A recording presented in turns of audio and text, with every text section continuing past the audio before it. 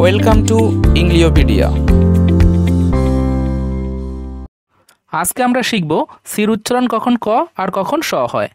হ্যাঁ, সির পরে যখন ই কিংবা আই কিংবা ওয়াই এর তিনটের মধ্যে যে কোনো একটা লেটার বসে তখন হয় স, আর অন্য কোনো লেটার বসলে তখন হয় ক। চলুন এবার তাহলে উদাহরণের সাহায্যে বুঝে নেওয়া যাক। CENTER, দেখুন এখানে সির পরে ই রয়েছে, তাই উচ্চারণটা হলো সেন্টার। একইভাবে দেখুন, আবার দেখুন CIRCUS, উচ্চারণটা কি হয়? সার্কাস। দেখুন এখানে সির পরে যেহেতু আই রয়েছে, সেই ক্ষেত্রে প্রথম সির উচ্চারণটা কিন্তু স এর মতো হলো।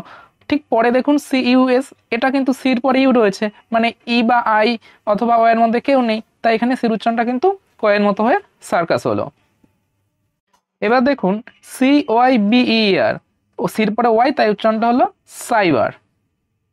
এবার দেখুন আমরা আরো ওয়ার্ড নিয়ে আমরা প্র্যাকটিস করার চেষ্টা করি। দেখুন কি হয়। CURRENT, উচ্চারণটা কি হবে? সির পরে যেহেতু ইউ রয়েছে, তাই এখানে একটু সনা হয়ে কি হবে? ক, কারেন্ট। তারপরে দেখুন CURROY, এটা কি হয়ে যাবে? খাড়ি। দেখুন CONSUMER, দেখুন সির পরে কি রয়েছে? ও, মানে ই আই বা ও এর মধ্যে কেউ নেই, তাই এখানে কিন্তু সির উচ্চারণটা কি হবে?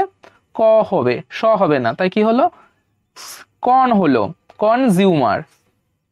এখানে ওর উচ্চারণটা কি, কখন অ কখন ও হয়, ইউর উচ্চারণটা কখন ইউ কখন আ, আমরা সেটা কিন্তু ভয়েলের শর্ট লং সাউন্ড যেটাতে করেছি সেটার মধ্যে ক্লিয়ার আলোচনা করেছি।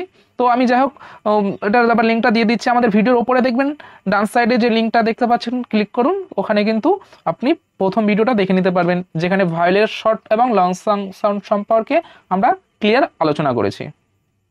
একইভাবে বলুন তো CONDUCT কি হবে? সির পরে ও, তিনজনের মধ্যে কেউ নেই, ই আই এবং ও এর মধ্যে কেউ নেই, তাই উচ্চারণটা হবে কন্ডাক্ট। CAVE কি হবে? কে, যেহেতু এ রয়েছে এখানে। এবার যদি আমি বলি CEASE, সির পরে ই রয়েছে, তার জন্য সিটা আবার স এর মতো হয়ে সিস উচ্চারণ হবে। এখানে একটা বিষয় বলে রাখি, সির পরে যদি এইচ থাকে, সেক্ষেত্রে উচ্চারণটা কখনো চ হয়, কখনো ক হয়।